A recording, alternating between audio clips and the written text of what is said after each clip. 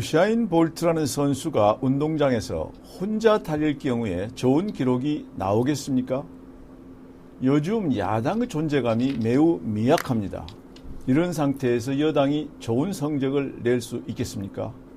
왜 요즘 야당이 이렇게 약할까요? 오늘은 새정치민주연합의 현상을 진단하는 시간을 가져보도록 하겠습니다. CBS에서 오랫동안 정치부 기자와 정치부장 그리고 보도국장을 지내신 김진호 논설위원 겸 선임 기자를 오늘 모셨습니다. 안녕하세요. 네, 안녕하십니까. 우리 야당 얘기를 하다 보니까 과거 김영삼 이 야당 총재 시절 그리고 김대중 야당 총재 시절 생각이 나는데요. 우선 김영삼 전 대통령께서 하셨죠. 예, 김영삼 전 대통령 하면 대한민국 정치사 역사에서 빼놓을 수 없는 분입니다. 큰 획을 그으셨죠. 대한민국의 민주화의 야당의 상징적인 인물이었고, 다른 분은 김대중 전 대통령이셨고요.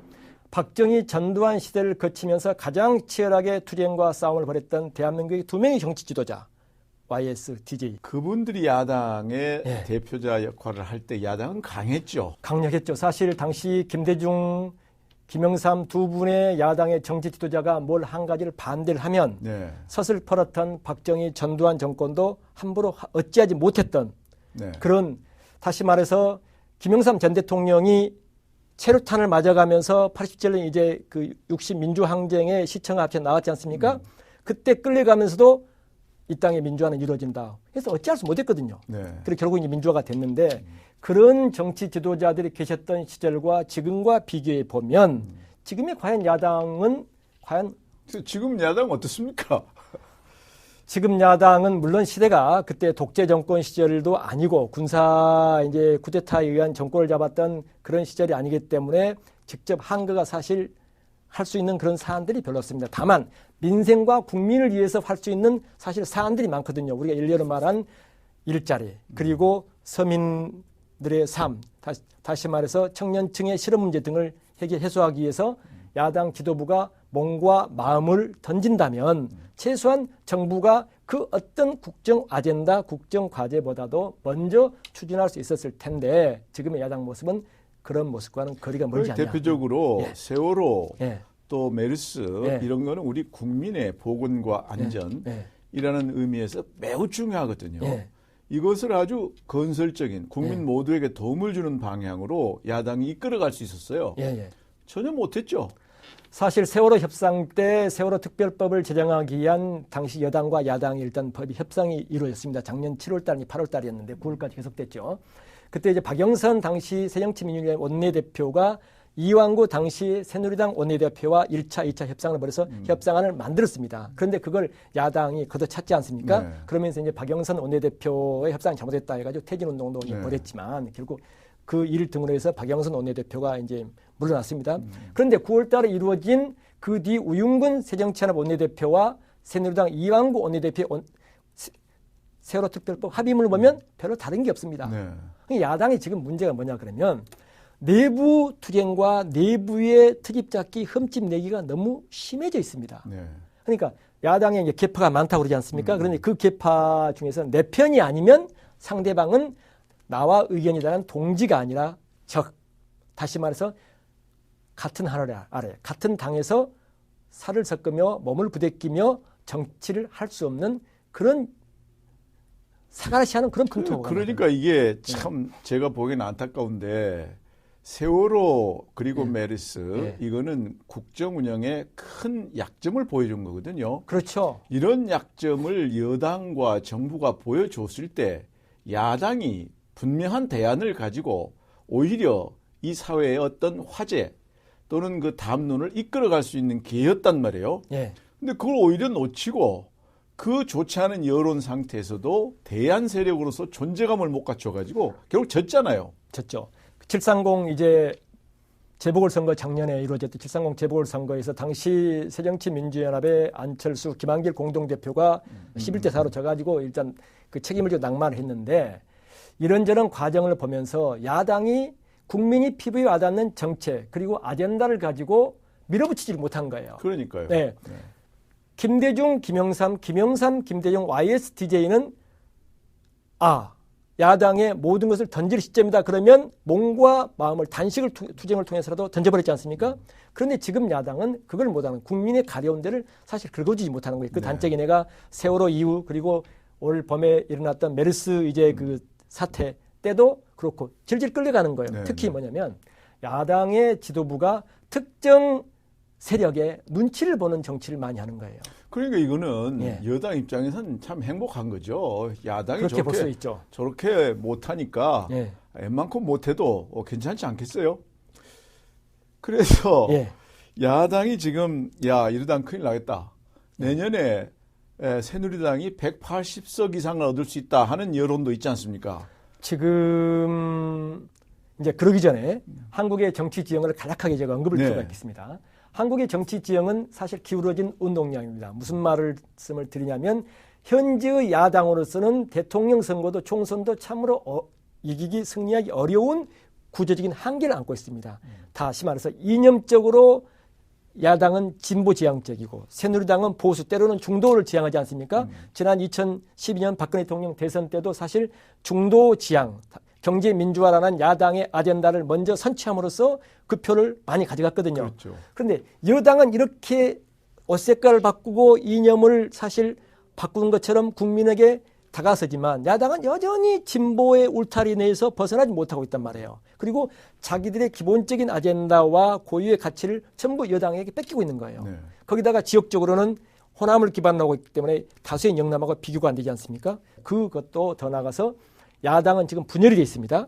계파 분열 그리고 호남을 중심으로 신당이 태동할 지금 움직임이 상당히 가시화되고 있고요. 그런데 여당은 똘똘 뭉쳐있단 말이에요. 그러니 선거를 사실 해보나마나 아니냐. 그러니까 여당의 실정이라 할까요? 예. 이런 면에 대해서 비판적인 사람들도 예. 야당은 못 믿겠다 그러거든요. 그 단적으로 무슨 말하냐면 이렇습니다. 야당이 잘하면 박근혜 대통령의 국정교과서 이제 교과서 역사 교과서 국정화 문제를 한다 할지 그리고 노동개혁이라 한다 할지 여러 가지 국정의 개혁 과제를 여당 마음대로 끌고 갈 수 있겠느냐. 그건 야당이 견제를 못하고 야당이 민심의 소재를 제대로 파악하지 못해서 정책을 제시하지 못하기 때문에 이런 거 질이 멸렬한 거 아니냐. 그렇게 사실 야당을 비판하는 사람들이 많이 있습니다. 그럴 수밖에 없는 이유 가장 큰 이유가 뭐냐면 야당이 힘을 한 대로 모아서 대여 투쟁이나 대정부 견제 활동을 하면서 정책을 주도하고 가야 되는데 내부 투쟁, 내부 싸움에 골몰 하면서 그러니까요. 그리고 특정 이념 쪽에 특정 세력에 기울어진 정책과 정치를 하다 보니까 외부로 키울 힘을 발산하지 못하는 거예요. 네. 그러니까 야당 내부에 사실 심각한 문제를 내재하고 있는 것이죠. 그러니까 하여튼 여당이나 또는 네. 대통령 입장에서는 상당히 여건이 좋은 거죠. 아주 좋은 야당이 거죠. 그냥 졸어지면 졸해줄수록 좋죠. 예. 그래서 야당이 이제 반성한다는 의미에서 문안박 체제라고 예. 하나요? 예. 뭐 그렇게 해보겠다 그러는데 어떻게 돼가고 있습니까? 문재인 현 대표와 안철수 전 대표 그리고 박원순 서울시장이 세 분이 사실 차기 대선에 대한 선호도 조사를 하면 세 분 합이 40%가 넘습니다. 한 50%가 되는데 그래서 이 세 분이 합쳐서 야당을 끌고 가면 이게 문재인 대표가 이제 던진 지난주에 광주에서 조선대학교 이제 연설에서 예. 이런 안을 던졌는데 일단 박원순 서울시장은 긍정적으로 평가를 했습니다. 물론 그 다음날 박원순 시장과 문재인 대표가 만나서 합의됐고요. 그런데 문제의 핵심인 안철수 전 대표가 지금 뜨뜻미지근합니다. 현재의 새정치민주연합의 당 안팎의 기류를 볼 때는 문안박 최대 출범과 가동은 조금은 부정적인 흐름이 아니냐 이런 진단이 그게 잘 안 될 거다. 그런 진단이 현재 나오고 있습니다. 그렇다면은 예. 야당 총선에서 더 어려워지지 않겠어요? 어떻게 생각하세요? 야당이 2008년에 그 통합민주당이었습니다. 지금 새누리당 새정치민주연합의 전신이죠. 당시 손학규 대표가 이끈 이제 통합민주당이 81석을 얻었습니다. 그리고 무소속까지 합해서 86석으로 이제 18대 국회를 개원했는데 당시 새누리당과 친박연대 선진 다 합해서 무려 200석이 넘었습니다. 네. 그러다 보니까 그때도 여당이 대압승 냈습니다. 그런데 지금 원장님께서 질문하신 가장 큰 관심 내년 4월 13일에 이루어진 총선에서는 과연 야당이 어떻게 될 거냐? 지금 여의도에서 정치 분석가들이나 정세를 좀 볼 줄 아는 사람들은 대다수가 공통된 의견이 새누리당이 적어도 170, 80석, 심하면 200석도 넘을지도 모른다. 네. 거기다가 그럼 새정치민주연합의 현 문재인 대표 체제가 그대로 온전해서 내년 4월 총선에 임할 경우에 몇 석을 얻을 것이냐? 잘하면 7, 80석쯤 될 것이다. 그러니까 최초로 여당이 200석에 근접하는 의석을 거머쥘지도 모른다. 그런 얘기가 전망이 그렇게 되면 예. 우리가 이제 어떤 과거의 정치적 안정이라는 그런 의미로는 여당이 압도적이면 좋다. 그런 얘기를 했지만 반면에 그렇게 압도적이 되면은 자만해서 스스로 좀 더 잘해보려는 노력을 하기가 어렵잖아요. 예.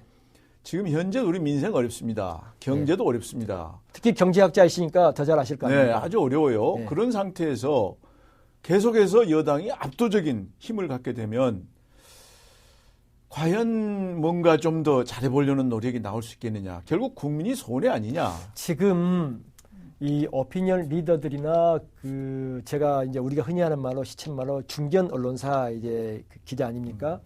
우리 연배에 비싼 사람들이 만나서 얘기해 보면 박근혜 대통령이 행하는 그 정책이나 국정 방향이 시대 흐름과 맞지 않다. 이런 얘기들을 많이 합니다. 맞습니다. 일례로 예, 예. 국정교과서 문제만 하더라도 국정교과서 문제 있는 거 다 합니다. 좀 쏠려 있는 것도 인정을 하는 거예요. 그러면 그걸 공론화를 통해서 과연 국정화가 맞는지 아니면 이제 좀 심도 있는 논의를 더 거쳐서 아니야말로 다른 방향으로 안을 만들든지 그게 필요하지 일방적으로 국정화하는 것은 문제가 있다는 의견이 다수 아니겠습니까? 네. 그래서 그것 저것 등을 포함해서 여러 가지 문제나 의문을 제기하는데 그냥 지금 굴러갑니다. 근데 만약에 여당이 내년 선거에서 압승하게 되면 그런 과정이 좀 더 심화될 거예요. 네. 그럴 경우는 국가로 볼 때, 국민을 볼 때, 민생으로 볼 때에게 혹시 더 이롭지 않지 않을까? 나쁘지 않을까? 이런 사실 의구심을 갖는 국민이 사실 많이 그러니까 있습니다. 우리가 이게 국민의 민주적 절차의 선택이라는 거는 예. 최선의 선택을 해야 되는 거 아니겠어요? 예. 그런데 만약 국민들이 이런 선택에 부딪힌다. 말하자면 최악을 피해야 되겠다. 예. 그런데 최악은 야당이다. 예. 그러니까 어쩔 수 없이 여당을 택한다. 이건 아주 불행한 선택이죠. 아주 불행한 선택 조짐이 곳곳에서 감지되는 게 네. 뭐냐면요. 특히 수도권에 사는 호남 출신들, 다시 말해서 전라남북도에서 중고등학교를 졸업하고 서울에 와서 살거나 또 부모님의 고향이 그쪽인 분들의 얘기를 들어보면 이런 말을 많이 합니다. 내년에 선거에 기권하겠다. 특히 30, 40대들이 그런 얘기를 많이 합니다. 그러면 야당은 설 자리가 없거든요. 네. 그리고 또 혹자들은 이런 얘기를 합니다. 원래 선거란 정부 여당을 심판하는 것인데 내년 선거는 정부 여당을 심판하는 게 아니라 혹시 야당을 심판하는 성격이 짙은 최초의 선거가 될지도 모른다. 뭐 이런 전망과 분석을 지금 그 평론가들 사이에서 평론가들이 내놓고 있는 것을 볼 때 야당으로서는 저 말을 진짜 뼈아픈 고언으로 받아들여야 할 텐데 그런 징조나 조짐은 전혀 안 보인다. 안 보인다. 이렇게 되면 예. 국민들의 정치 무관심 이게 예. 심화가 되거든요. 냉소주의도 지금 예. 그러겠죠. 근데 어느 나라든지 국민들이 정치에 무관심하게 되면은 그 나라가 발전을 못 합니다. 적극적으로 의사표시를 하고 예. 거기에서 잘못된 것이 시정되도록 해야 되는 거거든요. 예. 그게 야당의 역할이고. 예. 이거 참 염려된데 그러면 야당 앞으로 어떻게 해야 될까요? 먼저 내년 선거에서 젊은 층은 투표에 불참하고 대신 어르신들 50, 60대, 60대 이상의 어르신들이 투표에 적극적으로 참여할 경우 여당의 압승은 불문가집니다. 그렇죠. 그건 예. 뭐 결과를 4월 13일 밤 결과를 뚜껑을 열어보라 마나 되지 않겠습니까? 네. 그래서 지금 그걸 우려하시는 건데 선거 전문가들은 이런 얘기를 합니다. 내년 선거가 50% 투표율이 넘지 않을 개연성이 농후하다. 이런 얘기를 합니다. 그러면 여당이 절대적으로 유리하다. 그럼 그 결과는 어떻게 될 거냐? 이거 뻔하지 않습니까? 그래서 야, 이걸 막으려면 어떻게 해야 되느냐? 그래서 이제 논란은 많습니다. 그런데 과연 현 야당을 무너뜨리고 새로운 정치 질서 세력을 탄생시킬 시간적인 여유가 있느냐 없느냐가 가지고 벌써 이제 논란을 벌입니다. 그런데 시간이 중요한 게 아니라 야당의 의지가 중요합니다. 그런데 문재인 대표 체제를 중심으로 하는 지금 주류축, 그 친노라는 그리고 4.86 운동권 강성 그 파들이 주도하는 주류축은 문재인 대표를 물러나게 할 생각이 추호도 없습니다. 그런데 이제 비주류나 안철수, 김한길 그리고 박지원 뭐 이런 그 전 의원 등 이런 세력들은 문재인 대표가 물러나고 새로운 지도체제를 결성하거나 최소한 선대위를 띄워서 선거를 치르면 그래도 어느 정도 의석은 확보함으로써 야당의 존립은 다지지 않겠냐 이런 전망을 합니다. 근데 그게 가능해요? 현재로서는 제가 볼 때는 쉽지 않습니다. 다만 한 가지 오는 이제 12월이죠. 다음 달에 과연 문재인 대표 체제가 어떻게 될 거냐를 유심 있게 지켜볼 필요가 있습니다. 문재인 대표가 당내 분란을 쇠요를 진정시키고 일사불란한 리더십을 구축할 것인가 아니면 그렇지 못하고 낙마를 할 것인가 그에 따라서 새로운 세력이 태동하고 새로운 지도자가 야당에서 탄생할 것인지 탄생하지 못할 것인지가 다음 달과 1월 중순쯤에는 늦어도 2월 설 이전에는 결론이 나지 않을까. 현재로서는 야당의 선거 전망이 어둡다. 그렇지만 어두운 가운데서도 뭔가 움직임을 보인다면 전망이 있는데 어떻게 될지 모르겠어요. 다만 한 가지 중요한 것은 여기에 있습니다. 야당이 현 체제든 새로운 지도체제를 구성하든 어떻든 물갈이가 50% 이상이 되지 않고서는 내년 선거 전망은 역시 어둡다. 이런. 종합적으로 야당 대단한 자기혁신 이게 없이는 내년 총선에서 새누리당에게 200석까지도 허용할 수 있다. 이런 결론인데 혼자 잘하기는 어렵습니다. 강력한 야당이 있을 때 정부와 여당도 잘하는 것이 일반적 현상이기 때문에 야당 내년 구정 설날 이전에 반드시 자기혁신을 해서 강력한 야당이 돼주기를 희망합니다. 오늘 고맙습니다. 예, 감사합니다.